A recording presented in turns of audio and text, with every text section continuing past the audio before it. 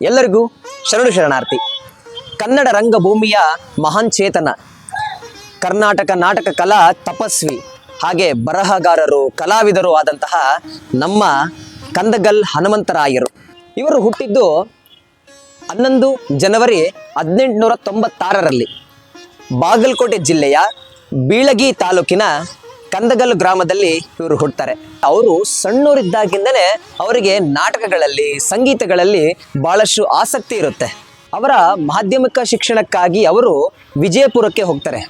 ವಿಜಯಪುರಕ್ಕೆ ಹೋದ್ಮೇಲೆ ಅಲ್ಲಿ ವಿಜೃಂಭಣೆಯಿಂದ ನಡೆಸಿದಂತಹ ಗಣೇಶ ಆಚರಣೆಯಲ್ಲಿ, ಗಣೇಶ ಉತ್ಸವದಲ್ಲಿ ನಾಟಕಗಳನ್ನು, ಸಂಗೀತಗಳನ್ನು ನೋಡಿ ಇನ್ನಷ್ಟು ಆಸಕ್ತಿ ಆಗುತ್ತೆ, ನಾಟಕದ ಮೇಲೆ ಇನ್ನಷ್ಟು ಒಲವು ಆಗುತ್ತೆ. ಇವರು ಹೈಸ್ಕೂಲಿನಲ್ಲೇ ಅನೇಕ ಏಕಾಂಕ ನಾಟಕಗಳನ್ನು ಬರೀತಾರೆ. ಜೊತೆಗೆ ತಮ್ಮ ಸ್ನೇಹಿತರೊಂದಿಗೆ ಅನೇಕ ಪ್ರದರ್ಶನಗಳನ್ನು ಕೊಡ್ತಾರೆ. ಈ ನಾಟಕದ ಹುಚ್ಚಿನಿಂದ ಅವರ ಓದು ಹಿಂದಕ್ಕೆ ಬೀಳುತ್ತೆ. ಅದಾದಮೇಲೆ ಅವರು ಅನೇಕ ನಾಟಕ ಕಂಪನಿಗಳಲ್ಲಿ ಭಾಗವಹಿಸ್ತಾರೆ, ಅನೇಕ ನಾಟಕ ಕಂಪನಿಗಳಲ್ಲಿ ಕೆಲಸ ಮಾಡ್ತಾರೆ, ಅನೇಕ ನಾಟಕಗಳನ್ನು ಮಾಡ್ತಾರೆ, ಅನೇಕ ನಾಟಕಗಳನ್ನು ಬರೀತಾರೆ. ಅವರು ಐತಿಹಾಸಿಕ ನಾಟಕ, ಪೌರಾಣಿಕ ನಾಟಕ, ಸಾಮಾಜಿಕ ನಾಟಕ, ಏಕಾಂಕಿ ನಾಟಕಗಳನ್ನು ಬರೀತಾರೆ. ನೋಡಿ, ಪೌರಾಣಿಕ ನಾಟಕ ಅಂತಂದಾಗೆ ನಮಗೆ ನೆನಪು ಬರೋದು ಅವರ ಜೀವನದಲ್ಲಿ ಅತಿ ಹೆಚ್ಚು ಪ್ರಮುಖವಾದದ್ದು ರಕ್ತರಾತ್ರಿ ನಾಟಕ.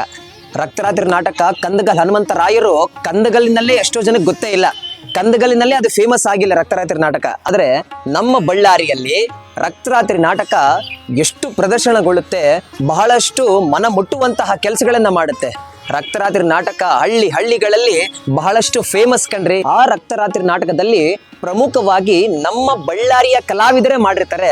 ಕೆಲವೊಂದು ಚೇಂಜಸ್ಗಳನ್ನು ಮಾಡಿ, ಹಾಡುಗಳನ್ನು ಹಾಕಿ ಪ್ರತಿಯೊಬ್ಬ ಕಲಾ ಅಭಿಮಾನಿಗಳಿಗೆ ಮನ ಮುಟ್ಟುವಂತಹ ಕೆಲಸಗಳನ್ನು ನಮ್ಮ ಬಳ್ಳಾರಿಯ ಕಲಾವಿದರು ಮಾಡ್ತಾರೆ. ಸರ್ಕಾರಿ ಬ್ಯಾಂಕಿನಲ್ಲಿ ನೌಕರರಾಗಿ ಕೆಲಸ ಮಾಡ್ತಿರ್ತಾರೆ. ಅವರು ನೌಕರರ ಕೆಲಸ ಮಾಡ್ತಿದ್ರು ಕೂಡ ಅವರಿಗೆ ನಾಟಕದ ಮೇಲಿರುವಂತಹ ಒಲವಿನ ಕಾರಣಕ್ಕಾಗಿ ಆ ಕೆಲಸಗಳನ್ನು ಸೈಡಿಗಿಟ್ಟು ಅವರು ನಾಟಕದಲ್ಲಿಯೇ ಜೀವನವನ್ನು ನಡೆಸ್ತಾರೆ. ಎಷ್ಟೋ ನಾಟಕಗಳಲ್ಲಿ, ನಾಟಕ ಕಂಪನಿಗಳಲ್ಲಿ ಕೆಲಸ ಮಾಡ್ತಾರೆ. ಅವೇ ಒಂದು ಶ್ರೀಕೃಷ್ಣ ನಾಟಕ ಕಂಪನಿ ಅಂತೇಳಿ ಕಂಪನಿಯನ್ನ ತನ್ನ ಸ್ನೇಹಿತರೊಂದಿಗೆ ಶುರುವನ್ನ ಮಾಡ್ತಾರೆ, ಹುಟ್ಟಾಕ್ತಾರೆ. ಅದಾದ್ಮೇಲೆ ಆ ನಾಟಕ ಕಂಪನಿ ಕೂಡ ಮುಚ್ಚಲಾಗುತ್ತೆ.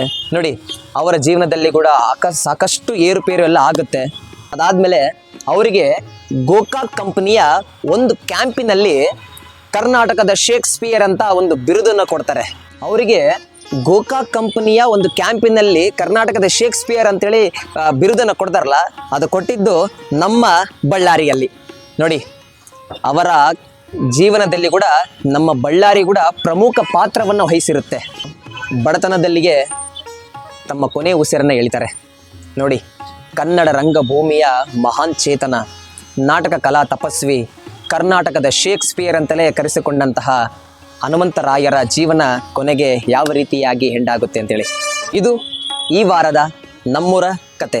ಎಲ್ಲರಿಗೂ ಧನ್ಯವಾದ.